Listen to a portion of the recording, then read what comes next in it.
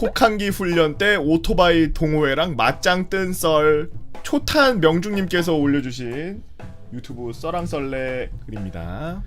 제가 상병 막 달고 혹한기 훈련을 나갔을 때였습니다. 경기 지역 기보사단이었던 저희는 훈련지가 있는 포천까지 장갑차로 이동해서 훈련을 실시하였습니다. 한겨울이라 가뜩이나 추운데 장갑차 안은 마치 냉동고 안처럼 매우 추웠죠. 있어도 쓰지 못할 히터는 도대체 왜 달아놨는지. 장갑차에 열 엄청 많이 나서 그 히터 분명 잘 될 텐데 왜 히터를 안 고쳤나? 고생고생하며 훈련지까지 도착한 저희는 하루 이틀 훈련을 이어나갔습니다. 그런데 사건은 셋째 날 아침에 벌어졌습니다. 밤새 야간 훈련을 하고 피곤한 몸을 이끌고 A형 텐트 안에서 덜덜 떨면서 잠을 자고 있는데 밖에 나가서 웬 오토바이 소리가 들리는 겁니다. 소리를 들어보니 한두 대가 아니었습니다. 졸린 눈을 비비고 텐트 밖을 나가보니 오프로드 바이크 10대 가까이 훈련지 여기저기를 날아다니고 있었습니다. 헐! 아시겠지만 훈련지는 비포장 지역이고 여기저기 장갑차나 전차 진지를 위해서 크고 작은 언덕이 곳곳에 위치하고 있는데 오프로드 바이크 동호회 사람들이 그 언덕을 점프대 삼아서 여기저기 날아다니고 있었습니다. 아마 그 사람들에게 있어서는 최고의 놀이터였겠죠. 아무튼 참으로 장관이더라고요. 이내 중대장님이 경광봉을 들고 호루라기를 불면서 동호회 사람들에게 여기 군 훈련지역입니다. 민간인들 들어올 수 없으니 즉시 이동 바랍니다 라고 소리쳤지만 오히려 그 동호회 사람들은 마치 놀리기라도 하듯이 더 큰 굉음을 내면서 바이크를 타고 묘기를 부리고 있었어요. 처음에는 좋게 타이르던 중대장님의 표정이 점점 썩어가는 게 보였고 누가 봐도 툭 건드리면 당장이라도 폭발할 것 같은 얼굴이었습니다. 간부들도 그렇고 병사들도 그렇고 이러지도 저러지도 못하고 있는데 중대장님의 입에서 나지막한 한마디가 나왔습니다. 지금부터 저들을 적으로 간주하고 진압 작전을 실시한다. 그러더니 각 소대장들이 명령을 하다라는데 내용인즉슨 바이크가 다니는 주 루트에 원형 철조망을 설치하고 장갑차에서 연막탄을 발사해서 시야를 차단하라는 것이었습니다. 가뜩이나 피곤하고 쉬어야 할 시간에 바이크 동호회가 웽웽거리니까 병사들이 얼마나 짜증나 있었겠습니까? 중대장 명령이 전달되자마자 중대원 전원이 마치 한몸이 된 것처럼 지금껏 볼 수 없었던 속도로 장갑차에 달려있던 원형 철조망을 내려서 원형 철조망 이거 치는 거 개 그지 같거든. 안 뜯어져. 원형 철조망 쳐본 사람들 많죠. 이 부대 창설하고 막 어디 가가지고 막 부대 만들고 잠깐 야전 지역에 막 이렇게 수경지 만들고 이러면 원형 철조망 칠 때 진짜 개 안 뜯어진단 말이야 이거. 내려서 설치해서 나가기 시작했습니다. 그리고 진지 좌우 끝에 있던 장갑차에서 연막탄이 파바방 하면서 쏟아져 나갔죠. 장갑차에서 연막탄 발사했네. 일이 이렇게 되자 동호회 사람들도 당황했는지 도망가기 바쁘더라고요.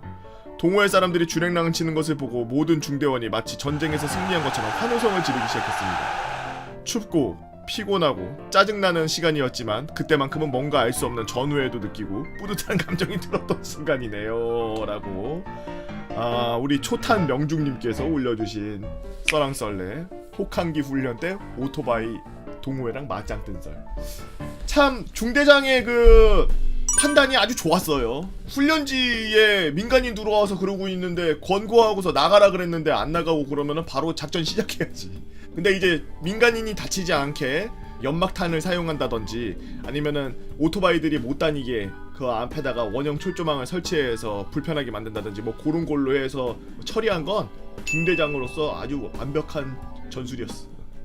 그 동호회도 그렇고 이제 군대에서 훈련을 하거나 군대 차량 저도 이제 운전병으로서 그 작전이라고 운전병들은 그 나갈 때 제대 편성해서 막 수십 대씩 나가는 거 보고서 작전이라 그래요. 근데 이제 이 작전할 때 보면은 한 30-40대씩 나가. 보통 적게 나가야 20대 정도 나가요. 그럼 나가서 뭐 하냐? 병력 이동이나 수송이나 혹은 그 물자 수송 같은 거를 주 업무로 하는데 참 그 많은 분들이 양카다라고 하는 양카 뭔지 알아요? 양아치들이 타는 차 그래서 양카라 그래요. 꼭 그 옆에 와서 빵빵거리고 가면서 막 팍 밟고 지나간다든지. 막 우리는 기본 리미트가 걸려 있어서 80km 이상 차가 안 나가거든. 두돈방 같은 경우에는 옆에 와서 그냥 빵빵거리고서 막 개 약 올리고 이러고서 지네는 아마 140, 150으로 쭉 밟고 가 그냥. 그리고 트럭하고 그 사이에 몇십 미터 공간밖에 안 나거든? 보통 차 한 대 겨우 들어왔다가 어우 왜 이렇게 좁아 이러고서 나갈 정도로 딱딱 붙여서 다녀요. 왜냐면 제대 끊어지면은 불편해지니까. 근데 이제 나 때 좀 많이 바뀐 게 그렇게 억지로 꽉꽉 껴서 다니려고 하지 말고 민간 차량이 잠깐 이렇게 들어왔다 나가려고 하는 모습이 보이면 민간 차량 한두 대 정도는 껴줘도 된다. 시야에서 우리 제대가 많이 멀어지지 않는 한 한두 대 정도는 껴줘도 된다라는 그런 교육을 받아서 양보하면서 다닌단 말이야. 그러면 이들 어떻게 하냐면 양카드, 아까 말했던 그런 대표적인 양카들은 들어와서 브레이크 막 밟아. 그러다가 브레이크 꽉 밟아서 차가 겁나 가까워지려고 그럴 때 갑자기 풀악셀 밟아서 앞차 따라가다가 밖으로 나가서 옆에 있는 차한테 빵빵거리고 막 창문 열고 막 웃고 막 이러고 지나가고 막 이래. 이제 그러다가 진짜 브레이크 안 잡혀서 그냥 앞차하고 앞차 사이에 껴가지고 한번 쇠맛을 좀 봐야지 그런 짓을 안 하지. 그렇게 까불고 다녀요. 그 군인을 완전 보기를 안 좋게 보고서 그렇게 막 아무렇게나 행동하는 사람들 정말 많아. 군대에서 행군하고 있으면은, 나는 행군하고 있으면 야 졸라 힘들겠다 고생한다 이러고 그냥 측은하게 보고 지나가거든. 근데 그걸 그냥 이렇게 봐도 모자를 파네. 가가지고 거기서 앞에 막 지나가는데 막 거기다 대고 서서 막 욕해. 막 빨리 지나가, 뛰어서 지나가 막 이러면서 막 소리 지르고 막 그 욕하고 막 그래. 그러다가 나중에 전쟁 일어나고서 나라 뚫려가지고 군인 어딨냐고 이러면서 소리 지르겠지. 젊은 사람들이 군대 가서 땡이 치는 거 측은하게 생각하고 그래야지. 우리나라는 이상하게 군인을 아주 개 취급해. 그 군대 그렇게 군인들 그렇게 막대하면 안 돼요.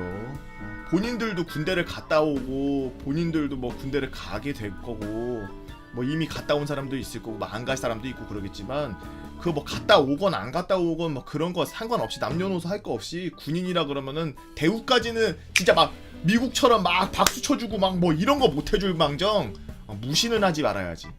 정말 짜증나요 진짜.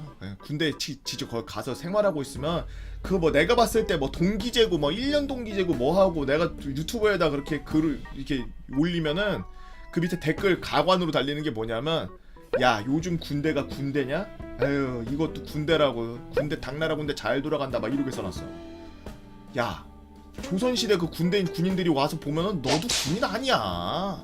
너 뭐 옛날에 막 고조선 시대 막 그 앞에 거기서 뭐 싸우고 성 맞고 그랬던 사람들 얘기 들어보면 넌 군인 아니야. 그러면 그 사람들이 너 군인 아니잖아 이러면 똑같아. 그 무슨 말도 안 돼. 뭐 자부심이야 뭐야. 난 그건 완전 아니라고 생각해. 군대 갔다 와가지고 막 부심 부리고 이런 거 솔직히 부심 생길 수 있어. 근데 남을 까내리면서 무시하고 부심을 부리면 안 된다는 거지. 같이 고통스러웠고 힘들었던 거를 아는 사람으로서 이해를 해주려 그러고 요즘에 많이 생활이 좋아지고 막 핸드폰도 하고 애들 막 좀 이렇게 정신적으로 좀 멘탈도 많이 좋아지고 그랬다라고 하면은 다행이다라고 생각해주고서 야 많이 좋아지고 있구나라고 이렇게 생각해주고 막 그래야지. 야 나 때는 뭐 3만원 받았는데 니네 요즘 50만원 받는다며 개꿀이야 막 이러고 있고 나대고 막 이렇게 막 비아냥거리고 이거는 인성 자체가 뒤틀어져서 어차피 거기까지밖에 그 레벨이 못 올라가. 본인 레벨이 거기서 끝이에요. 인성 레벨이 거기서 끝났기 때문에.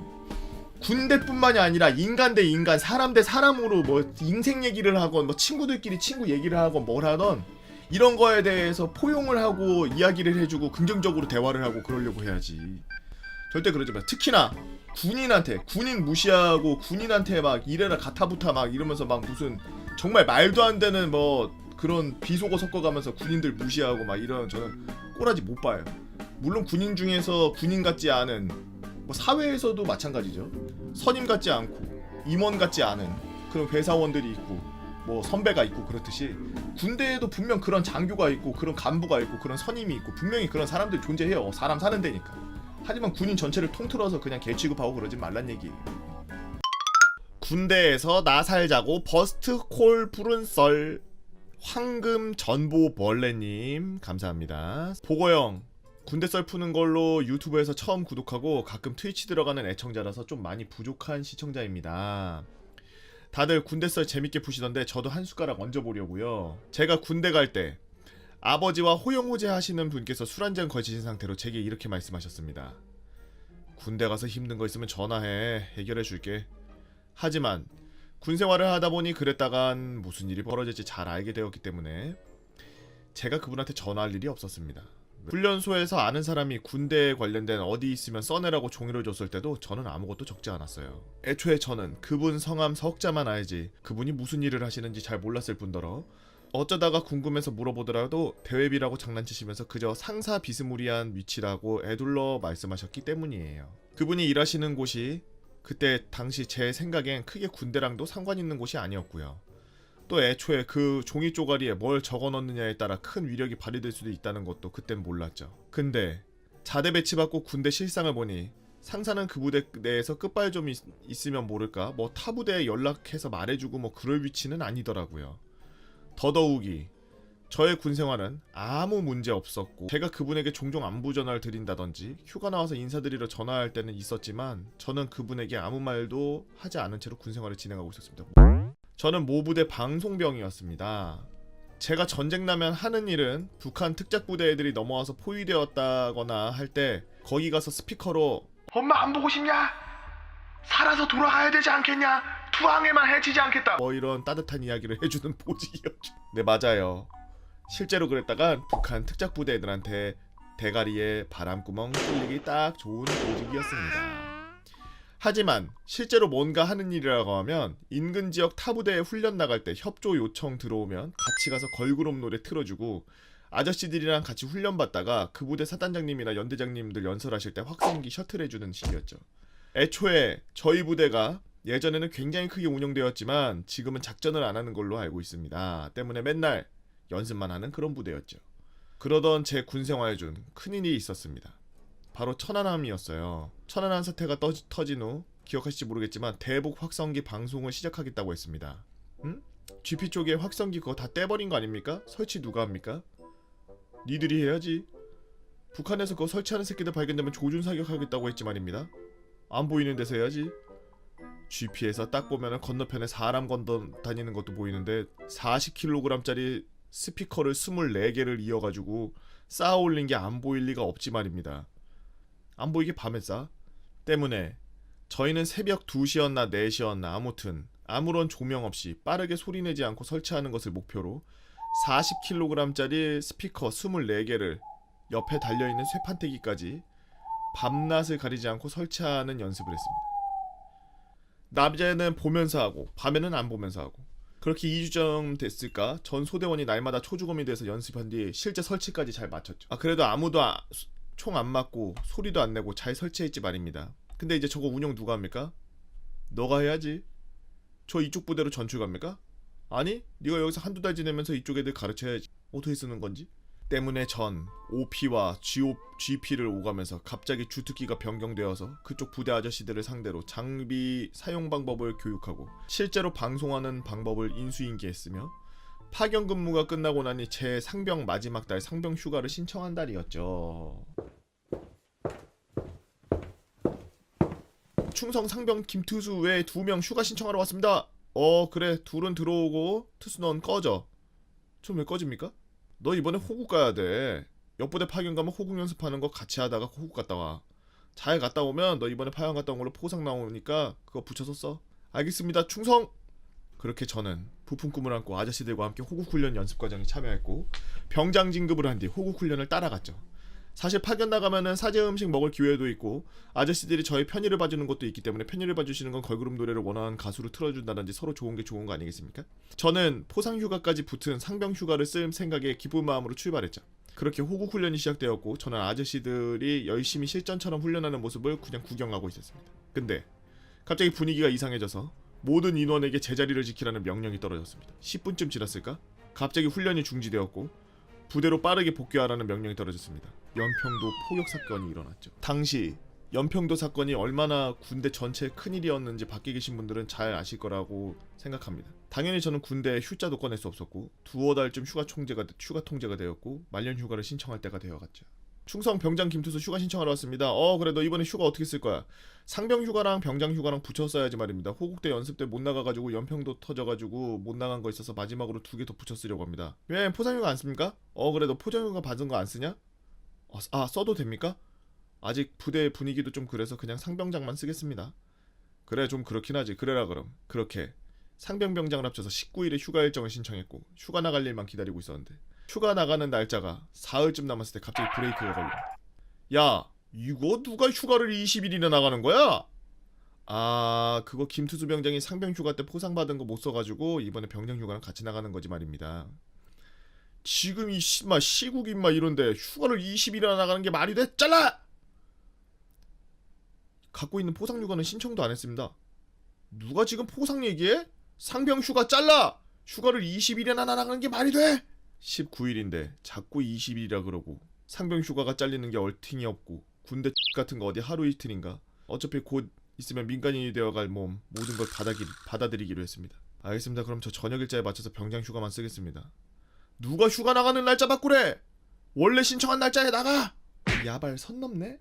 저는 그럼 포상은 못 쓰고 애초에 충분히 납득. 상병 휴가가 잘리는데 휴가 신청한 날짜도 바꿀 수가 없으니 병장 휴가를 신청한 대로 나갔다가 다시 부대 들어와서 제 동기들 제가 호국 연습할 때 상병 휴가 썼다는 글마들은 병장 휴가 나가는 꼬라지를 손가락 빨며 구경하고서 군생활을 열흘 넘게 하다가 동기들 반짝반짝하게 때 빼고 광내서 들어와서 다음날 저녁할 때 군대 짬내에 쩔은 얼굴로 저녁하라는 말인가요? 타이밍 이제 나우.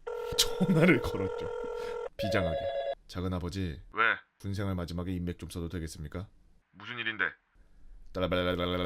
근데 진짜 죄송한 말씀입니다만 해결이 가능합니까? 기다려봐. 두어 시간 뒤 중대장님이 저를 다급하게 찾는 소리에 중대장실로 가보니 단장님이 직접 중대장에게 전화를 걸어서 저를 바꿔달라고 하신 상황이었습니다. 도지마! 총상! 병장! 힘투수! 돌아와! 도장! 그래 김병장. 이 땡땡씨하고는 어떤 관계지? 저희 아버지 친구분입니다. 그래? 뭐야 왜 그래? 단장님께서 전화 끊으셨습니다. 잠시 뒤 다시 한번 중대장실로 불려갔습니다. 통신보안 충성 병장 김투수 전화 바꿨습니다. 그래 나 기무사 땡땡땡 원사야. 충성! 소리 지르지 말고. 김병장은 이 땡땡씨랑 관계가 어떻게 되나? 저희 아버지 친구분 되십니다. 그래 그렇구만. 잘 지내고? 예, 잘 지내고 있습니다. 그래 중대장 바꿔. 예, 중대장 전화 바꾸겠습니다. 저는 그날 중대장이 이등병처럼 전화를 받는 모습을 본 것 같았지만 제 착각이었겠죠? 그 다음날 아침, 그러니까 말하자면 아직 정식 휴가 신청도 날짜가 되기 전에 갑자기 저는 A급 전투복을 챙겨 입고 휴가 신고를 하고 나가라는 소식을 전해들었습니다. 아니 저 휴가 신청한 날은 내일 모레지 말입니다. 닥치고 와서 해! 멍하니 나와서 전화를 해 전말을 파악해보니 알고 보니 그분은 상사쯤 되시는 위치신데 파란 곳에서 군무원으로 그쯤 되는 분이었고 기무사령부 원사님이랑 친구분이셨으며 기무사 원사님에게 전화를 걸어서 저희 부대 단장님에게 전화를 걸어서 몇 중대 몇 소대 김병장 안부 좀 물어봐달라 그랬고 그저 그 짧은 부탁 하나만 하신 거였습니다. 그렇게 저는 의도치 않은, 아니 의도보다 더한 버스터콜을 행정반에 날린 채 포상 휴가까지 써서 휴가를 갔다 왔습니다. 날짜만 바꾸게 해줘서도 이렇게 안 됐지. 군대가 인맥발로 돌아가는 게 확실한 게 저도 이런 경우가 있었어요. 우리 부대 처음에 들어갔는데 자대 배치 받았는데 야 여기 백 없으면 아무도 못 와 막 이래. 너 여기 백 있지? 너 무슨 백이냐? 우리는 다 소장 이상 백이야 막. 그렇습니까? 저는 백 없습니다. 백 없으면 못 오는데 구라치는데 이거. 야 너 이등병인데 선임들한테 뻥치냐? 빨리 말해봐. 너 군인 있어? 집안에 군인 있어? 할아버지께서 좀 높은 장교셨고 국가 유공자시고 아버지 장교 출신이시고 그거 말고는 없습니다. 아버지가 아직도 군인이셔? 아닙니다. 아버지 젊었을 때 전역하셨습니다. 그럼 너 이거 그러면 올 수가 없는데 어떻게 왔지? 할아버지 백으로 왔나? 막 이래. 그래서 야 너 백 없으면 뭐다 빨리 생각해봐. 너 숨기지 말고 구라치지 말. 진짜 아무리 생각해도 없어. 진짜 없습니다. 전 그냥 발령받은 대로 왔습니다. 이 새끼 이거 구라치는데 너 진짜 백 없다 그랬다? 예 그렇습니다. 저 백 없습니다. 너 진짜 백 없다 그랬지? 진짜 백 없습니다. 그래? 그럼 이 더플백 내 거 그러더니 더플백 가져가는 거야. 죽이고 싶더라고. 내 2등병 훈련소에서 받아온 더플백 있잖아. 모든 잔구류 다 들어있는 옷하고 신발하고 다 들어있는 거. 그거 가져가더라. 군대 백은 명함도 통한다. 찌기 아빠님이 올려주신 썰한 썰레입니다. 유튜브로 보시는 분들 구독과 좋아요 잊지 말고 한 번씩 눌러주세요. 본인은 땡년번 군번이며 후방 54단 부대에서 군 생활을 했었습니다. 모든 군부대가 힘들겠지만 객관적으로 보았을 때 훈련 강도는 약했으나 내무 생활이 아주 땡같았으며 쓸데없는 작업들이 많았죠. 일단 대대 상황을 간단히 설명하자면 동원부대 특성상 부대 인원이 적어서 대대 인원이 70명가량으로 모든 대대 예원이 선후임이며 간부들이 매우 적고 한 병사장 맡는 역할이 중복으로 굉장히 많았습니다. 영해부대 같은 경우에 이런 경우가 많죠. 본인이 겸직 혹은 맡았던 직책들은 분대장, 60mm 박격포 사수, 중대 무선장비 운용병, 제독병, 보조 군수 개원 등 후방부대다 보니 인원 보충도 늦고 한 명이 겸직을 하는 일이 많다 보니 만능병이 다수 있었습니다. 간부들도 마찬가지였는데 중대장이 군수과장을 겸직하고 어떤 중대장은 작전과장을 겸직했죠. 야, 작전과장은 그냥 중대장이 맡는 게 더 좋을 수도 있어. 제가 군생활 해본 경험을 한 사람으로서 작전 장교, 작전 과장 이 친구들은 그냥 중대장님이 경직하는 게 인간적으로는 더 나을 수도 있어요. 왜냐면 FM에 미친 사람들이라.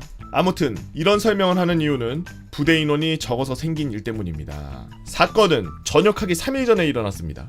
인원이 적은 부대다 보니 전역전이라고 대놓고 쉴 수가 없었어요. 말년병장이라고 짱 박혀서 쉰다? 그런 건 꿈도 못 꿉니다. 그날도 애들 데리고서 연병장 주변에서 제초 작업하는 애들 관리하면서 가끔 예초계 돌리고 일도 했지만 전역전 대우로 쉬엄쉬엄 하면서 일하고 있었습니다. 그때 연병장으로 인사과장 중위 한 명이 오면서 저를 불렀죠. 야, 말년아. 말년아는 본인이래요. 여러분들이 아는 그분이 아닙니다. 말년아, 너 일 없지? 더운데 와서 인사교원 일 좀 잠깐 도와주라. 예. 그때 9월 초라서 아직 더울 텐데 에어컨이 있는 행정반에서 일하는 게 꿀이라 생각해서 냅다 달려가서 인사교원을 도와주려고 하였는데 막상 가보니 인사교원 얼굴이 똥 씹은 표정으로 과부하가 걸려있고 군수과장은 불쌍한 눈으로 저를 쳐다보았습니다. 뭐 도와주면 되냐? 이것저것 해야 되는데 이거 주말까지 밤새야 할 것 같습니다. 불쌍한 인사계원. 인원이 보충되지 않아서 2명이서 해야 할 일을 혼자 하고 있었으며 인사과장이 매일 일을 하지 않고 짬시켜서 혼자 3인분의 일을 하고 있었죠. 그때가 금요일이고 저는 저녁이 다음 주 월요일인데 청천벽력 같은 소식이었습니다. 야, 이거 뭐야? 말년에 이거 밤새 가면서 주말 다 반납하란 얘기야? 토, 일 쉬기만 하면 되는데 이걸 다 일하고서 월요일날 나가라는. 와, 쉐이시네. 그래, 군대는 군대다 속으로 야발야발거리면서 일을 도와주었습니다. 그렇게 일을 하다가 5시 일과 시간이 끝날 때쯤 인사계원에게 물었죠. 야, 이거 저녁 전날까지 밤새서 일해야 되냐? 아유, 무슨 저녁 전날까지 밤을 셉니까? 가서 쉬십시오. 도와주신 것만으로도 충분합니다.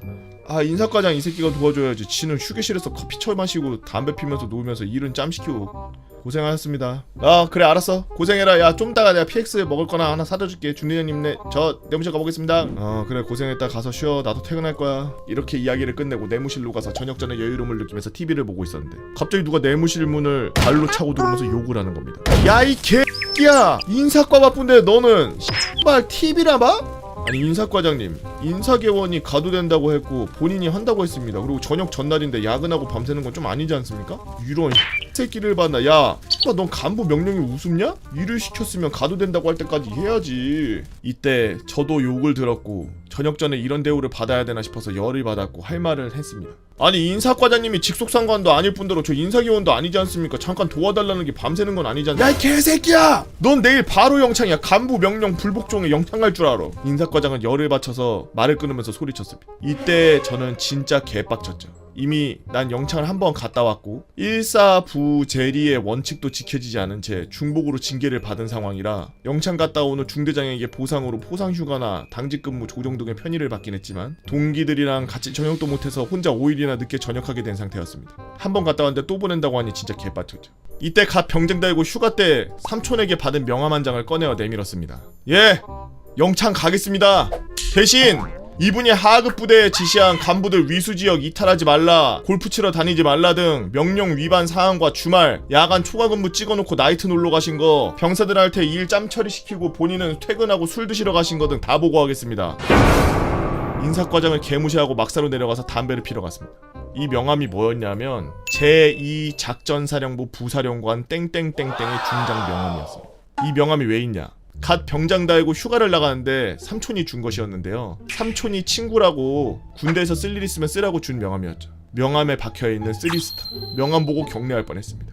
삼촌에게 2등병 때나 줄 것이지 왜 이제 주냐고 하니까 2등병 때 이 명함 가지고 있으면 군생활 제대로 안 할까봐 안 줬다고 했습니다. 이분이랑 어떻게 친구가 되신지는 모르지만 참고로 삼촌은 방위 출신이에요. 그리고 저도 본 적이 있다고 했죠. 어렸을 때 본인이 기억이 안 나지만 어쨌든 이 명함 하나로 부대가 완전 뒤집어졌습니다. 인사과장도 명함 보고 얼어붙었고 인사과장을 따라 들어왔던 인사개원도 얼어붙었고 그리고 주위에서 이 사태를 지켜보고 있던 다른 대대원들도 얼어붙었습니다. 훗날 인사개원으로 들은 말로는 이 새끼 뭐지 이런 걸 가지고 다닌다고? 근데 아무 말도 안 했다고 이런 반응이었습니다. 어쨌든 막사를 나가서 흡연장에서 담배를 피우고 있는데 저 멀리 반바지 차림으로 슬리퍼를 신고 헐레벌떡 들어오는 정시 퇴근했던 중대장이 보였습니다. 누구에게 연락받고 올라온지는 모르겠지만 오자마자 야 어떤 사이냐? 왜 네가 이 명함을 가지고 있냐? 왜 말 안 했냐? 야 좀 진정해라 식으로 달래고 자기는 행정반으로 갔대. 인사과장에게 간 것 같은데 열받아서 야 진짜 전화해? 하면서 고민하고 있던 나에게 인사과장이 캔커피를 하나 사오면서 얘기 좀 하자고 했습니다. 같이 담배 피면서 얘기를 하는데 야 내가 너무 흥분했지? 일이 많아서 스트레스가 있어서 감정 조절이 안 됐네.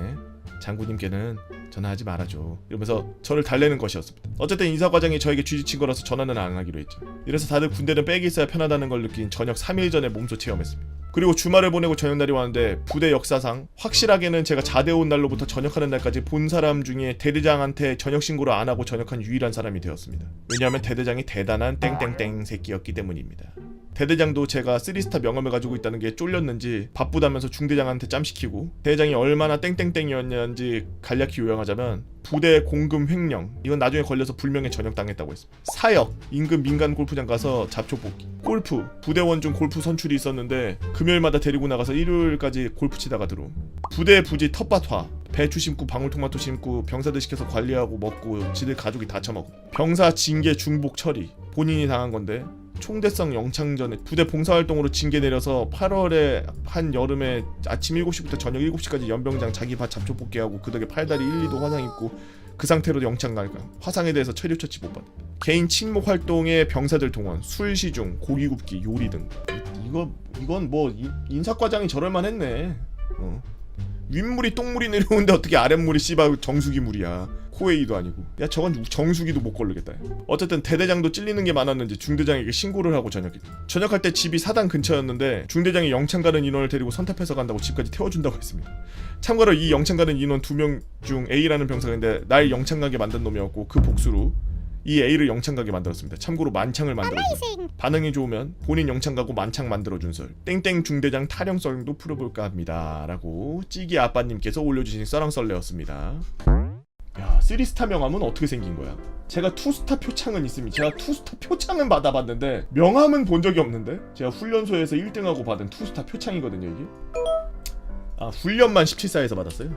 그래서 17사에서 저거 받고 야 너는 바로 군장 저 더블팩 그냥 내무실에 까 그러길래 무슨 말씀이십니까? 너 조교 자원이야? 이러는 거야. 저 야수교 자원인데 말입니다. 뭐? 야전수송 교육단으로 배정받아 있는 애를 17사에서 어떻게 자원으로 빼가니?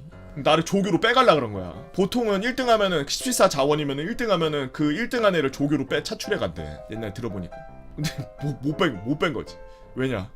야전수송 교육단에 이미 이름 올라가 있는 거. 그래서 버스에서 빠빠 하고서 버스 타고서 야전수송 교육단. 근데 그냥 17사에서 조교 할 걸 그랬어. 와, 진짜 씨. 그 옛날에 아마 삼야수교 간 사람들은 알 텐데 상색이라고 있어요. 야, 쥐가 그냥 쥐랑 같이 자. 지옥이야. 와. 밤에 잘 때 타닥타닥타닥타닥 소리가. 삼야수교가 그 본청 만들어지기 전에 상색이라고 해가지고 옛날 6.25 때 이런 때 만들어진 그런 막사같이 생긴 그런 데가 있었어요. 그거 내가 봤을 때 헬기나 드론으로 봐도 거의 부대인 줄 모를걸? 그냥 시골 집처럼 생겼어. 시골 창고. 지금은 없어졌습니다만 아마 그 저랑 비슷한 때 군대 갔다 온 사람들은 상색 그러면 치를 떨 거예요 진짜. 저 봐봐 상색 야수교 나왔대. 나는 거기서 군생활해야 될 줄 알고서 좆됐다 마음속으로 진짜 세 글자밖에 안 떠올라. 좆됐다 좆됐다 좆됐다 계속 이러고 있어 마음속에서. 더블백 빼고 거기서 내렸는데 와씨 좆됐다. 여기서 군생활하는 건가? 꼬장 부리던 간부 법원으로 보내버린 썰. 아니 간부들 꼬장 부렸다고 그냥 깜빵 보냈어? 빵뿡님께서 올려주신 썰랑썰레입니다. 유튜브로 보시는 분들 구독과 좋아요 알림 설정 잊지 말고 한 번씩 눌러주세요. 댓글까지 땡큐. 안녕하세요. 썰랑썰레를 항상 챙겨보는 유튜브 시청자입니다. 썰랑썰레를 보다가 제 경험도 한번 남겨보고 싶어서 글 써봅니다. 썰을 쓰기 전에 제 쉴드를 좀 칠게요. 군생활을 잘한 편은 아니라고 밑밥 좀 깔겠습니다. 패급이래요. 그냥 패급의 일대기구나 라고 생각하시면 되겠습니다. 보통 이렇게 쓰시는 분들, 그리고 저는 두서가 없습니다 이러신 분들 진짜 두가 없더라고요. 예. 저는 16년도에 입대해서 자주포대대 통신병으로 있었는데 저희 포대 중대는 독립포대였습니다. 독립포대 특성상 외부의 간섭도 적고 영내에서 점검도 오지 않는 이상 당직사관이 무조건 갑이었고 아침 점호 같은 것도 방송 틀지 않고 형식상 모여서 전달사항만 전달하고 뭐 그런 때도 많았죠. 이런 부대의 특성을 아주 잘 살려서 꼬장을 부리던 땡땡땡 중사가 있었습니다. 땡땡땡 중사는 원래 저희 포대였다가 징계를 받고 본부 포대로 가게 된 간부인데 당직은 저희 포대 와서 섰죠. 땡땡땡 중사는 당직을 서면 자기 기분이 안 좋다고 평일 주말 가리지 않고 PX 통제시키고 TV 통제시키고 싸지방 통제시키고, 싸지방이라는 건 사이버 지식정보방이라고 PC방이에요. 일광 건조시키고 총기 수임 몇 시간 동안 시키는 걸 숨쉬듯이 다며 너희들이 고통받는 모습이 너무 재밌어 라고 말하던 같은 간부였죠. 그래서 당직표에 땡땡땡 중사가 있으면 그 전날부터 전 부대원이 때 딸을 입에 달고 다녔습니다. 이러한 꼬장을 부리는 땡땡땡 중사를 좋아하는 부대원도 있었지만 대부분의 부대원들은 매우 혐오하고 있었고 저는 땡땡땡 중사를 골로 보내려는 시도를 하게 되는데 첫 번째 시도 저는 통신병이라서 CCTV 근무를 섰습니다. 독립포대라서 지휘 통제실이 없어서 행정반에서 CCTV 근무를 섰었죠. 땡땡땡 중사가 당직을 서던 어느 날 여느 때와 다름없이 잠에서 깨움을 당하고 야간 근무를 서러 행정반으로 들어갔습니다.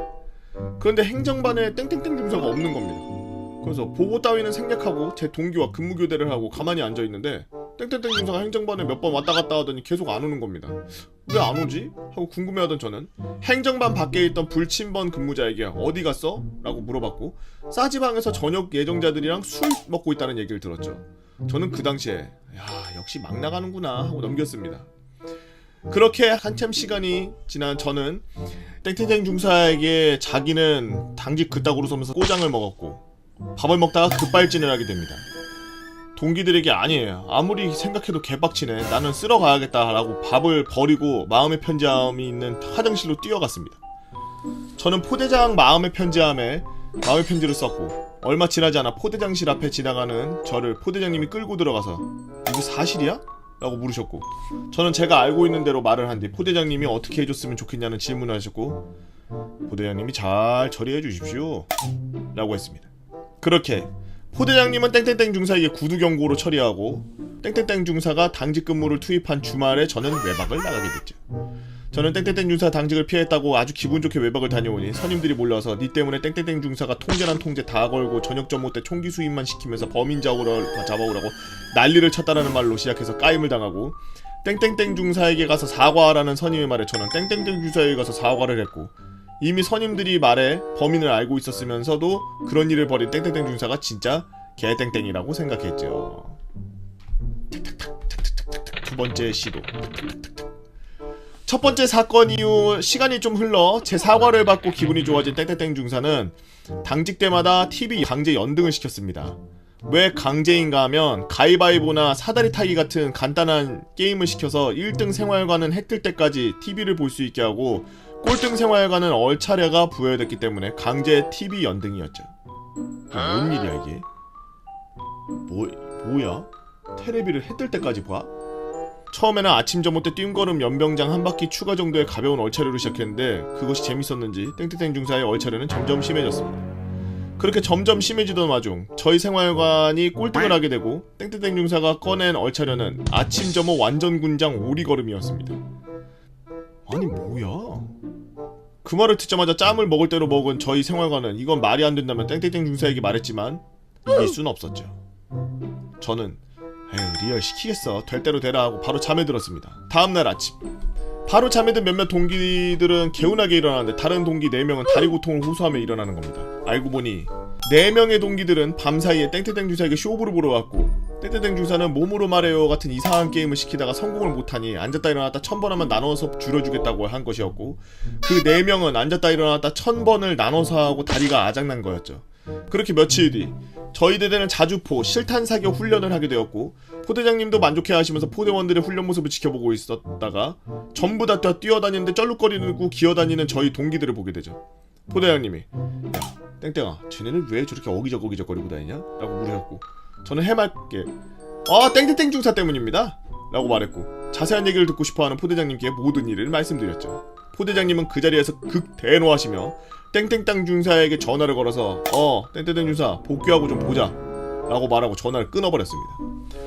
그 뒤로 상황은 갑자기 커져서 헌병대가 와서 부대원 전부에게 진술서를 써 받아가고, 말도 못하고 있던 4명은 진료를 받게 되죠. 알고 보니 4명 중 2명은 횡문근 융해증 진단을 받았고, 아니 근육이 녹을 정도로 운동을 했다고? 허벅지 근육이 녹아서 피오줌을 싸고 있었습니다. 그렇게 2명은 수도병원으로 입실하고, 땡땡땡 중사는 군 검사에게 고발당해 재판을 받는다는 소식을 듣게 되었죠. 입실했던 2명이 돌아오고 땡땡땡 중사는 저희 부대원들에게 사과하고 싶다고 하였고, 생활관에 모여서 땡땡땡 중사의 사과를 받았습니다. 그리고 저희 생활관 인원을 따로 불러서 다시 사과하고 합의해달라고 하길래 알았다고 했죠. 며칠 뒤 합의서를 들고서 찾아온 땡땡땡 중사에게 합의서를 써주었습니다. 그리고 저녁 후 복학해서 학교에 다니고 있는데 육군본부 검찰부의 우편을 받게 된 어머니는 놀라서 저에게 연락을 하셨습니다. 저는 깔깔깔 웃으면서 그거 열어봐 하면서 웃었고, 그렇게 저는 땡땡땡 중사를 골로 보내게 되었죠. 부족한 그 실력인데도 긴 글을 읽어주셔서 감사합니다. 그때 받았던 재판 결과 통지서 인증하면서 글 마무리하겠습니다 라고. 재판 결과 통지서하고 뭐 이렇게 왔네요. 자세히 뭐 들여다보지는 않겠습니다만 까맣게 지워져 있으니까. 군대에서 저렇게 좀 꼬장 부리는 간부들이 무조건 있어요. 여러분들도 군생활하면서 없지 않았을 텐데, 당직사관인데 좀 이렇게, 요즘은 핸드폰이겠지, 저 때는 책이었는데 다리 딱 책상에 올려가지고 각 내무실 분대장들 오라 그래봐. 그 앞에 복도에 2열 횡대로 집합. 복대로 2열 횡대로 집합하시랍니다. 당직부사관이 다 집합한 것 같습니다. 야 당직부사관들한테 전파할 테니까 뒤에 있는 그 내무반 그 분대장들한테 전달해. 오늘 날씨도 좋으니까 일광건조 실시할 수 있도록. 일광건조 실시하시려면 각 내무실 일광건조 실시하시랍니다. 각 내무실 일광건조. 분대장들. 그래서 방금 저 가면서 발거리 새끼 데려와. 왜 하기 싫어서 그래? 야 나는 좋냐 이 주말에 나와가지고. 나도 해 이렇게 쨍쨍하고 그럴 때 가족들하고 어디 놀러가고 그러고 싶다. 너도 강제로 왔지만 나도 강제로 왔다. 너 덕분에 오늘 우리 그 부대에 전투력이 올라가는 날이야. 자 당직부사관들 각 내무실에 다시 전달해. 일광건조 하는 동안 총기 수입까지 완벽히 미비된 자 없이 처리할 수 있도록. 만약에 일석점호 때 한 명이라도 미비된 총기가 보였다, 총기 수입이 안 돼 있다, 바로 전인원 총기 수입 다시 하고 총기 수입 끝날 때까지 잠 못 잔다. 이상. 너 가봐. 야 너는 반성문 한 4장 써와라 손으로. 물론 총기 수입하고 저 일광건조 다 끝나고. 아무리 그래도 그렇지 형 같은 사람은 X발은 이 새끼야. 야 모포 없냐? 모포 좀 줘봐. 날씨 좋다. 텔레비 좀 돌려봐라. 그 YTN으로. 하여튼 세상이 망할라 그래 망조가 들었나봐. 안 그러냐? 훈련병 수료식 날 사단 신병교육대 뒤집어버린 썰. 로코로카님께서 올려주신 썰랑썰레입니다. 유튜브로 보시는 분들 구독과 좋아요 알림 설정 댓글 잊지 말고 한 번씩 부탁드릴게요. 안녕하세요 보고형. 출퇴근할 때마다 차에서 썰랑썰레를 듣고 라디오처럼 듣는 유튜브 구독자입니다. 좋은 필력이 아닌지라 재미가 없을 수도 있습니다. 만약 유튜브로 제작이 된다면 충분히 잘 살려주실 거라 믿어 의심치 않겠습니다.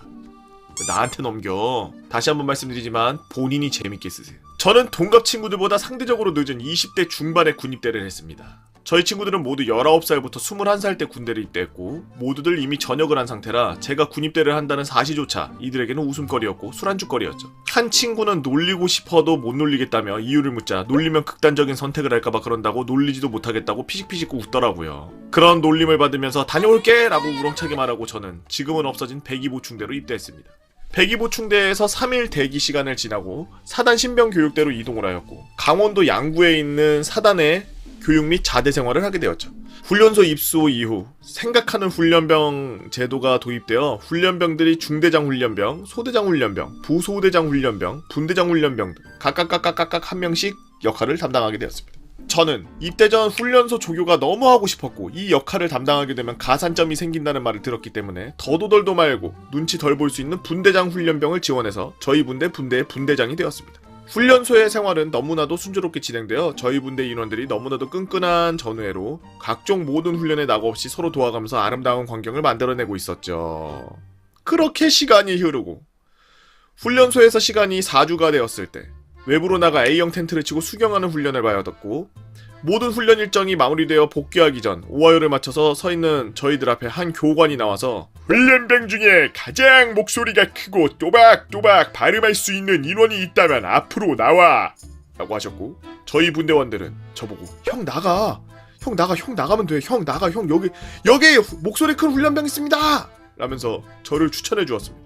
그렇게 해서 앞으로 나가고 해당 교관은 몇 번 훈련병이라고? 땡땡번 훈련병 땡땡땡 이라고 대답하자 오 그래 목소리가 크고 아주 좋아 들어가 라고 하고선 다시 제자리로 들어왔죠. 뭔 일을 시키려고 이러나? 나는 궁금증만 남은 채 말이죠. 하루가 흐르고 다음날 오전 아침을 먹고 생활관에서 대기하라는 조교의 말에 생활복 차림으로 저희들은 하하호호 하면서 웃고 떠들고 있었습니다. 각자 구르고 부딪히며 생활한 게 벌써 4주차라는 시간이 흘렀고 다음 주면 헤어진다는 생각에 친해졌는데 아쉽다며 조교들과도 하하호호 하면서 놀고 있을 때 그때 바로 방송이 나왔죠. 행정반에서 전파합니다. 지금 호명하는 인원들은 지금 복도로 즉시 집합하시기 바랍니다. 해당 방송과 함께 저를 포함한 한 명의 인원이 더 나왔고 저희 둘은 집합된 상황에서 설명을 들었습니다. 너희들은 수료식 날 맨 앞에 서서 사단장님께 신고하는 보고자를 할 거야. 한 명은 보고자, 다른 한 명은 예비 보고자로 둘 중 잘하는 사람이 수료식 당일날 보고자가 될 테니까 열심히들 해보자고. 알겠지? 예, 알겠습니다. 그렇습니다. 목소리가 우렁차고 발음이 또박또박하다는 이유로 군대를 다녀오신 분들이란 모두 알고 있는 바로 그 신고였죠. 그날 저녁부터 저희 둘은 수료식 시나리오를 전달받았고 해야 되는 멘트를 달달달달 외우면서 연습하기 시작했습니다. 주말에도 저희 둘은 정말 열심히 연습했고 그렇게 보고자는 제가 되고 목을 아껴야 되기 때문에 기합을 넣지 않아도 된다는 말과 함께 별일 없이 저녁까지 먹고 저녁 점호를 기다리고 있는 시간에 교관이 갑자기 뛰어와서 저에게 땡땡아 보고자는 같이 연습했던 땡땡이 그 친구가 하기로 되었으니까 그렇게 알고 있어 미안하다 라는 말과 함께 사라졌습니다. 그 말을 들은 저는 벙 쪄졌고 어떻게 된 건지 궁금해서 저녁 점호 종료 후 미비된 동작이 가능한 시간대에 행정반을 찾아가서 행보관님에게 여쭤봤죠. 저를 데리고서 연병장 한쪽으로 나와 사실은 말이다. 너랑 같이 그 연습한 그 친구 아빠가 현직 대령이야. 우리 연대장님 출신이거든. 근데 갑자기 그분이 안 오신다고 하셨다가 갑자기 오신다네. 너가 그래도 사회 경험도 있고 그러니까 이해해줄 거라 믿는다. 라는 말과 함께 세관으로 들어갔고 그래 군생활이 뭐 이렇다던데 맞구나 에휴 라는 말과 함께 잠이 들었고 수료식 날 아침이 밝았죠. 보고자의 힘찬 구령에 맞춰서 연병장에 입장하였고 나름 식순도 실수 없이 잘 해나갔죠. 시기 막바지로 향했고 부모님들께서 저희에게 다가와 이등병 계급장과 군번줄을 직접 걸어주시고 모든 시기 끝나고 부모님과 사진을 찍고 오중간에 쌓였던 대화들을 하기 시작했죠. 그렇게 외출을 나가기 위해 차량이 주차된 곳에 천천히 걸어가며 대화를 하고 있던 중 갑자기 위병소가 혼란스러워지고 훈련소 대대장님도 미친듯이 뛰어나가고 있었습니다. 뭐지? 뭐 문제라도 발생했나? 사고 났나? 이러고 있는데 차량 한 대가 그대로 위병소를 통과해서 쭉 이동하더니 저희 가족 서 있는 데서 바로 멈췄고 말끔한 정복을 입으신 한 분이 내렸습니다. 그리고 대대장이 총성 하면서 당황한 듯 경례를 하였고 그분은 웃으면서 그래요 하시며 저를 쳐다봤습니다. 상황 파악이 되지 않은 저는 일단 경례를 하였고 그분은 너가 땡땡땡이구나 짜식이 많이 컸네 하셨더니 아버지와 악수하는 게 아니겠습니까?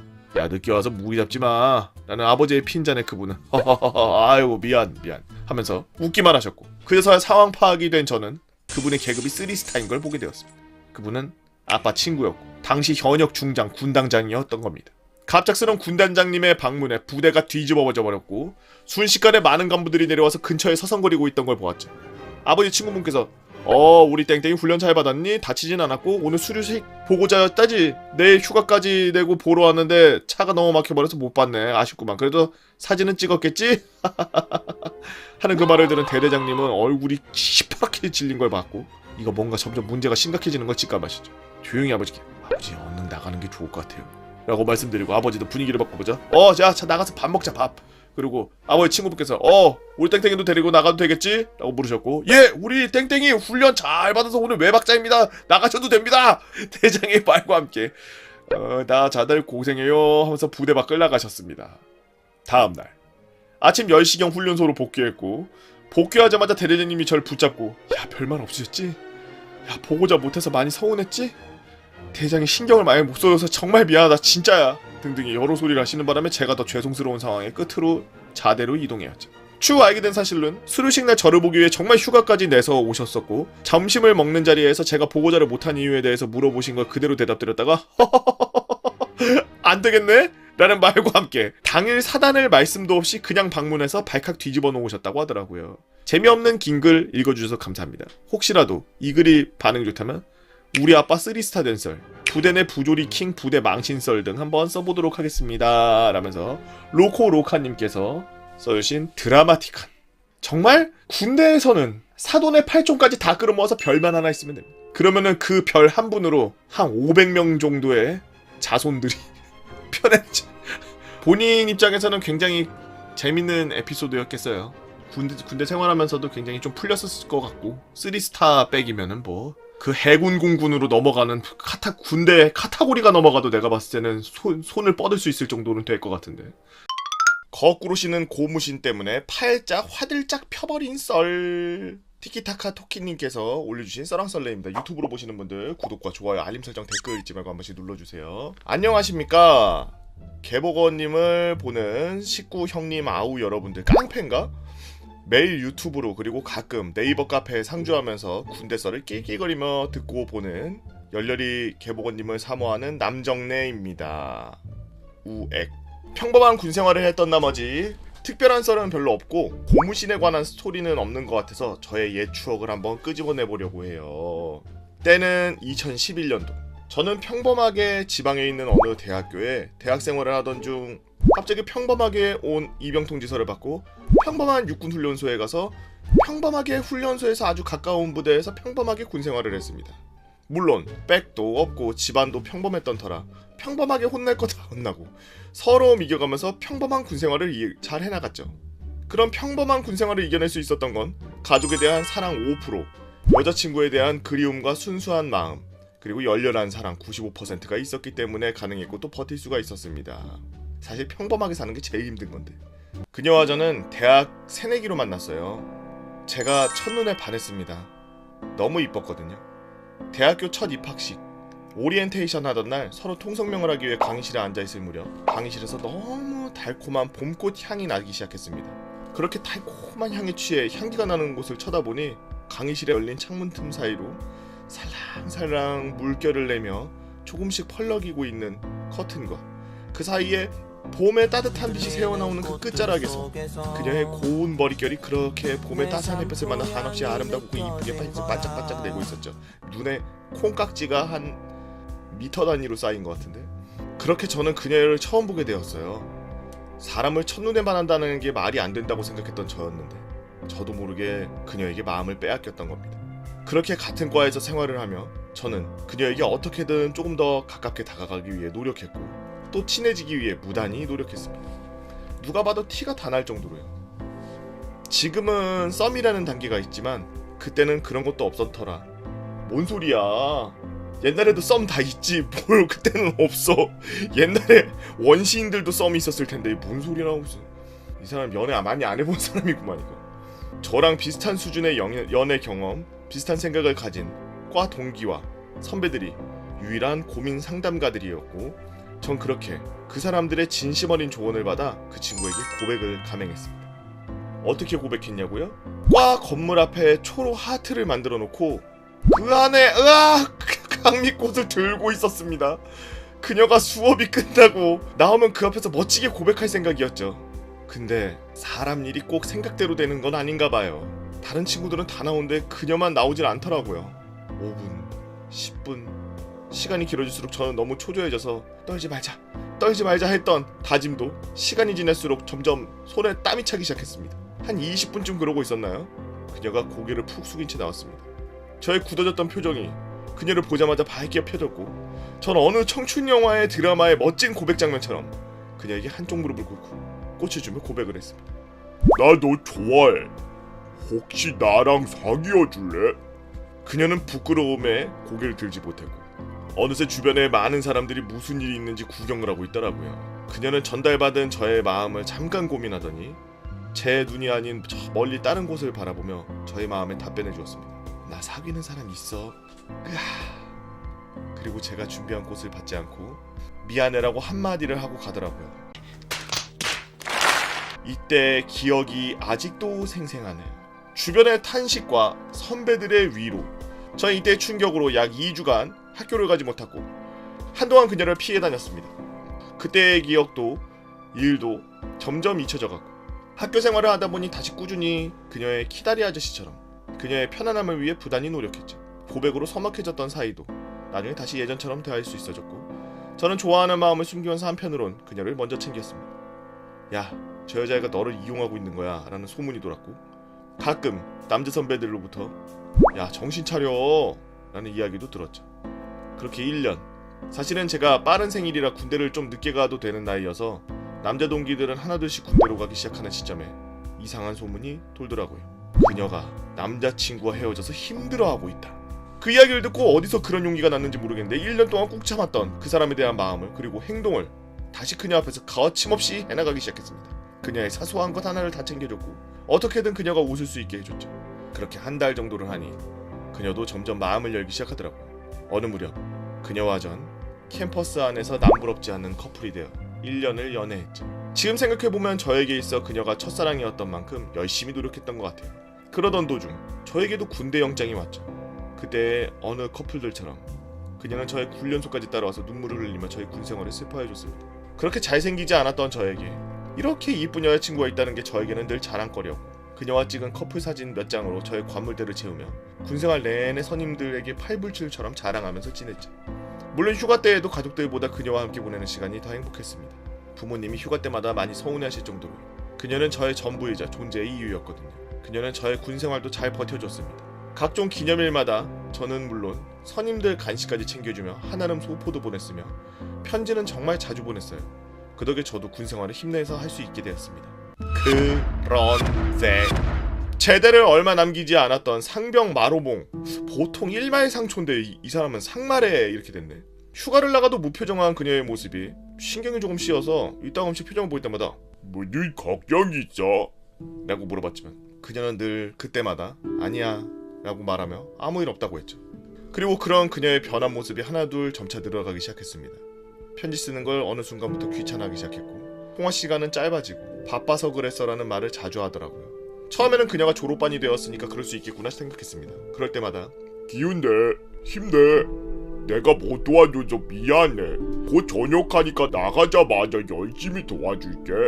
라고 말하며 그녀에게 힘을 주는 말을 열심히 해줬죠. 그런데 어느 날 갑자기 부모님과 외국에 여행을 나가야 된다고 하더라고요. 응? 갑자기? 여행? 그럼 학교는? 이라고 물어봤는데 그녀는 부모님께서 꼭 가고 싶어 했던 가족 여행이라며 일주일 정도는 결석해도 괜찮다고, 일주일 동안 연락 못 받을 거야 라면서 말하더라고요. 전 철도 없이 내 선물 사와. 라고 하며 그날도 아무 의심 없이 통화를 끊었고 그 어느 날처럼 편하게 잠을 잤습니다. 비록 일주일이라는 시간이 밖에서는 짧은 시간이지만 군대에서는 나름 긴 시간이잖아요. 하루하루 보통 때와처럼 일과를 하고 있는데 저에게 편지가 왔네요. 누구지? 하면서 하얀색 편지 봉투를 받아서 발신인이 누군지 봤는데 발신 주소 없이 그녀의 이름만 써져 있는 하얀 편지 봉투, 그리고 대충 쓴 내 이름과 군부대 주소. 그렇게 열어본 편지 봉투 속에는 한 장의 편지만 있었습니다. 미안해. 사랑하지 않는데 사랑한다고 말하며 너를 사랑하려고 노력하는 내 모습을 알게 되어 참 슬펐어. 하늘이 무너지는 기분. 그리고 내가 눈 떠 있는 이 현실을 계속 부정할 수밖에 없는 그 상황. 숨은 턱턱 막히는데 이 답답함을 풀지 못해 숨이 막혀 터져버릴 것 같은 느낌. 첫날에는 그 상황이 꿈인 것 같아 도저히 받아들일 수 없어서 잠을 자려 해도 도저히 잠이 안 오더라고요. 그리고 앞뒤 보지도 않고 달려갔던 공중전화. 지금 거신 전화는 어느 전화번호이거나. 자연스럽게 저는 저의 업무에서 실수를 자주 범하기 시작했고 그 실수에 대한 상관의 고통에 엉엉 눈물을 흘리기 시작했죠. 지금까지 아무런 문제가 없던 병장이 졸지에 관심병사가 돼버린 거였죠. 모두들 그런 저를 안쓰럽게 보기 시작했고요. 인사과장님이 그러더라고요. 너 지금 나가면 타령하거나 사고 칠 것 같아서 휴가 못 보내준다. 근데 안에 있어도 너 사고 칠 것 같다. 그리고 대학 친구에게 들려온 그녀의 소식. 그녀가 남자친구가 생겼다. 이거 대학 친구 아니야 이거? 알고 보니까 불과 한 달도 안 되는 시간에 저는 어마어마한 충격을 2번이나 받았습니다. 그렇게 말년이 되고 저녁을 앞두고 겨우겨우 전 말년 휴가를 나왔죠. 집으로 가지도 않았습니다. 바로 그녀를 만날 수 있는 학교로 달려갔죠. 그렇게 달려간 과사와 강의실 모두 저를 보고 반가워해야 되는데 저를 한숨 짓고 보는 친구와 후배들도 있더라고요. 과 조교님도요. 학교 그리고 과 강의실을 둘러봐도 그녀가 없어서 과 건물 앞에 의자에 앉아서 그녀를 기다렸습니다. 밤이 다 되도록요. 분명 그녀가 학교에 있으며 수업을 듣고 있다가 친구들에게 들었지만 그녀는 결국 나타나지 않더라고요. 그리고 그런 저의 모습을 지켜본 동기가 몰래 자신의 휴대폰을 저에게 보여줬습니다. 그리고 알게 된 더 충격적인 사실은 그녀가 100일 선물 받았다며 페이스북에 올렸던 날짜. 그 날짜에 100일을 빼보니 제가 헤어지자는 편지를 받은 날보다 2주 전 이미 그녀는 여기서부터는 그 년이라고 하면 안 되고 그 년이라고 해야 되는 거 아니야? 이미 그녀는 그 남자와 사귀기 시작했더군요. 저는 그녀가 페이스북을 하고 있는지도 몰랐는데 말년 휴가를 그렇게 혼자 방에서 술을 마시며 나가지도 않고 자대에 복귀했고 며칠 뒤 전 군대에 입대했을 때보다 무려 20kg가 빠진 모습으로 전역을 했습니다. 복수심이 아니었어요. 다만 학교에 다시 복학할 생각이 나질 않았었고 학교 어딜 가나 그녀와 제가 다니던 길, 카페, 수업을 듣던 장소였고 도저히 같이 다닐 자신이 없었거든요. 그때부터 미친듯이 서울권에 대학 편입학 원서를 미친듯이 내기 시작했습니다. 1, 2학기 때 점수가 그렇게 나쁘지 않았고 이것저것 살펴보니 서울권, 경기권 대학교에 들어갈 수 있다라는 자신감이 생기더라고요. 그 중에 서울의 어느 대학교에 편입하는데 성공했습니다. 그렇게 대학 졸업을 하고 저는 지금 이름만 말하면 알만한 전자제품 회사에 입사해서 열심히 일하고 있죠. 그녀의 소식이요? 대학 졸업 후 갈아탔던 그 남자와 2, 3년 뒤 결혼을 했다라고 하더라고요. 하지만 지금은 다시 돌아왔다고 하네요. 그리고 저는 다음 달에 결혼합니다. 이상 저의 군대 썰인 것 같기도 하고 아닌 것 같기도 한 썰 봐주셔서 감사하며 마지막으로 그녀에게 편지 하나 남겨볼까 합니다. 투 땡땡아, 사랑했던 사람 행복 빌어줘야 되는 게 맞는데 나는 속이 좁아서 그렇게는 못하겠다. 내가 너한테 상처받는 만큼 너도 그 상처 많이 받았으면 좋겠어. 아, 받았구나? 그건 네 팔자야. 뭐 어쩌라고? 티키타키 토끼님께서 올려주신 잔혹 동화스. 2019년 1월 평범하게 직장생활을 하던 중 중학생 때부터 알고 지내온 친한 친구에게 카톡이 왔어요. 자주 만나고 놀던 녀석이라 술 마시자는 말이나 하려고 하는 줄 알고 가볍게 답장을 했습니다. 갑자기 돈을 빌려달라고 하더라고요. 자기가 차를 사려는데 쉐보레 카마로를 산다고 하네요. 어차피 놈도 직장생활을 하고 있었기에 캐피탈 승인 떨어지는 거야 어려운 게 아니었고 나머지 60개월 전액 할부를 살 생각하니 취등록세만 다 낼 생각이라며 250만원 정도만 빌려달라고 하더라고요. 보증서 달라는 것도 아니고 선뜻 오케이하고 이체를 시켜줬습니다. 그리고 일주일 뒤 카톡으로 야, 니 덕에 원하는 현실 드림카 잘 받았다 라고 차 사진과 함께 고맙다는 얘기를 하면서 다음 달 중으로 바로 갚을게 하더니 그 후로 깜깜무소식. 25만원 빌려준 거면은 차라리 나중에 술이나 한번 사달라는 걸로 퉁치거나 애시당초 돌려받을 생각 없이 좋은 마음으로 250만원짜리 경험했다 하겠는데 그것도 아니고 능력도 안 되는 카푸어 끼가 무리하게 차를 사더니 그 후로 갚으라고 할 때마다 되려 신경질을 내며 그딴 소리 할 거면 연락하지 말라는 등 알아서 갚을 테니 재촉하지 말고 기다리라는 등 한 번만 더 그딴 소리 하면 차단받는다는 등 적반하장이네. 그렇게 10개월이 지나도 갚을 생각은커녕 아예 입 싹 닫고 있어서 이젠 돌려받을 생각은 접어뒀고 어떻게 엿을 먹여줘야 하나 하다가 결국 법률사무소에 변호사를 하고 계신 매형에게 이 사실을 털어놨습니다. 이건 진짜 엿먹이는 수준이 아니라 그 친구 인생 박살내놓는 방법이니까 신중하게 생각해보고 잘 써먹어야 된다 하시면서 차근차근 알려주시더라고요. 일단 그 친구가 돈을 빌려달라고 한 카톡 내역 그리고 송금 내역이 결정적인 증거니까 싹 다 캡처해두고 그거 뽑은 다음에 여기 바로 앞에 있는 지방 법원이나 시간이 안 되면 집에서 법원 홈페이지에서 소송을 제출해. 민사소송 제기하면 집행권원을 발부해 줄 텐데 보통 이쯤 되면 채무자인 네 친구가 제정신이라면 상황이 묘하게 흘러가니까 슬슬 똥줄 타서 돌려줄 거야. 근데 넌 돈을 돌려받을 생각보단 걔가 하는 태도나 행동이 괘씸해서 이러는 거잖아? 끝까지 갈 거잖아. 그치? 그럼 채권 추심을 하고 나서 채무 불이행 명부 등재 신청을 해. 그럼 얼마 안 있다가 네 친구 금융거래, 신용카드 포함, 전자상거래 서비스, 휴대폰 같은 일상생활에 꼭 필요한 모든 게 다 불가능해질 거야. 조언을 듣고 실행에 옮기려고 나가려는 저를 매형이 불러세워놓고 다시 한번 충고를 해주시더군요. 내가 농담 반 진담 반으로 해주는 말인데 갚으라는 말 몇 번 더 해보고 안 되면 최후의 수단으로 그 방법을 써라. 응? 내 생각엔 사람 한 명 반 죽여놓는 방법이야. 그리고 이 새끼야, 원래 빌려줄 때는 서서 줘도 받을 때는 엎드려 받는 게 사람 간의 채무관계야. 어지간하면 빌려주지 마. 저렇게 강조하시는 거 보면 얼마나 사람을 조져놓는 방법인가 궁금하기도 하면서 매형 말 맞다나 이젠 돈 받을 생각보단 그놈의 새끼의 싹퉁머리를 아예 뿌리째 뽑아놔야 되겠다는 생각만 있어서 매형이 알려준 대로 하니까 진짜 되네요? 애초부터 실없는 헛소리나 할 매형이 아니라는 건 알고 있었는데 더군다나 소외권이라 시간도 그렇게 오래 안 걸렸습니다. 재산 조회, 채권 추심에 또 저의 사비가 들긴 했지만 뭐 그게 문제일까요?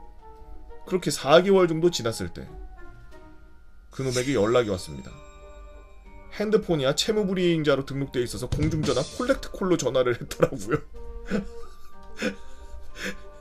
야, 핸드폰 없어? 콜렉트콜로 전화해? 합의 보자 라고 했습니다. 저 때문에 일상생활이 아예 불가능해졌다고요. 다니던 회사도 공고사직 당하고 5천만 원이 넘는 차 할부금도 못 내고 있어서 좀 있으면 압류당할 위기라고 했습니다. 이제 돈 받을 생각은 없고 그냥 네가 뿌린 씨앗 네가 거두는 거라고 생각하라고 하고 끊었더니 다음날 또 콜렉트콜로 전화가 오는 겁니다. 되도 안 되는 협박을 하길래 당연히 이것도 녹음 후에 매형에게 넘겼고 그 후로 몇 번씩이나 수수인자 부담으로 전화가 와서 울면서 미안하다 사정사정하는 거 귀찮아서 끊은 후 그 후로 다시는 연락이 오질 않았습니다. 2021년도 3개월 남짓 남은 이 시점에서 그 친구가 뭐하고 사는지도 모르겠고 간혹 다른 친구에게 걔 뭐하고 지내냐고 물어봐도 X랑 아직도 연락하는 애가 있냐며 진작에 손절해서 모르겠다고만 할 뿐이었죠. 여기저기 더 들쑤시고 다녀봐야 그놈 뒷져서 하는 것 같아서 그만뒀습니다만 저더러 고작 250만원 갖고서 사람을 너무 극단적으로 조져놓은 거 아니냐라고 욕하실 수도 있는데 누군가에겐 250만원이 큰 돈일 수 있고 또 누군가에겐 적은 돈일 수 있는 금액이지만 어렸을 때부터 어머니에게 세뇌되다시피 들어온 말이 있습니다. 장단컨대 군생활하면서 보고 듣고 복창한 육군 복무신조보다 더 많이 들어온 말이죠. 사람과 사람 사이에 있어 가장 중요한 세 가지가 있다. 첫 번째, 가장 기본적이면서 너의 첫인상을 결정지을 수 있는 시간 약속을 어기지 마라. 두 번째, 누군가에게 돈을 빌리지 말고 혹여나 빌리게 되면 무조건 한 달 내로 갚으면서 밥 한 끼는 꼭 사줘라. 세 번째, 말 많은 사람은 언젠간 실수하기 마련이니까 낯선 자리나 너보다 높은 사람들 앞에서는 필요 이상의 말을 하지 마라. 당시에 있었던 카톡 내역이나 이런 것들을 첨부하고 싶었는데 그랬다간 되려 역풍 맞고 뒤질까봐 그러진 못할 것 같고요. 아무쪼록 긴 글 읽어주셔서 감사합니다 라고 유리 사카자키님께서 친구 박살낸 방법 잘 봤습니다. 친구들끼리 돈거래 때문에 가족들끼리 돈거래 때문에 정말 돈이 뭔지 돈이 정말 아무것도 아닌 것 같으면서도 돈이 전부인 세상에 살고 있기 때문에 솔직히 돈이 아무것도 아니진 않죠. 돈이 있어야 자고 돈이 있어야 먹고 돈이 있어야 입고 돈이 있어야 사람 구실을 하고 돈이 가장 중요한데 그 돈을 빌려달라는 건 권력을 이양해달라는 거야. 너가 갖고 있는 권력 요만큼만 떼서 줄래? 이런 거랑 마찬가지야. 어디서? 자본주의 사회에서. 네가 갖고 있는 권력을 요만큼만 나에게 껴서 나도 이 권력을 갖게 해줘. 권력 냄새 좀 맡고 싶어. 약간 이런 거랑 비슷한 건데. 자, 많은 그 어린 친구들이 그리고 젊으신 분들이 요즘에 하는 행동 중에 제일 큰 행동이 뭐냐면 이제 집을 살 필요가 없다. 월세를 살아라 이러니까 실제로 보니까 집값은 미친 듯이 올랐고 거기다가 젊은 친구들은 자기네들도 엄마 아빠들처럼 집을 가질 수 있을 거라고 생각했는데 이제는 집을 못 가자. 왜? 은행에서 대출이 나와, 뭐 누가 돈을 빌려줘, 뭐 나라에서 전세나 뭐 매매하는데 뭐 도움을 줘, 뭘 줘. 아무것도 안 해주는 거야. 옛날에는 적금만 부어도 이자가 20% 30%씩 붙는 시대에 사시던 분들이 너는 돈 많이 모아서 집 살 생각해야지 이런 말씀들을 하시는 거야. 아직도. 근데 젊은 친구들 제 나이 또래 30대 40대 초반까지도 집을 지금 뭐 살 수가 없는 거예요. 돈이 있어야 사지. 그러니까 어떻게 돼? 쓰는 거야. 이제는 뭐 적금 들 필요도 없는 거야. 그냥 좋은 차 사는 거야.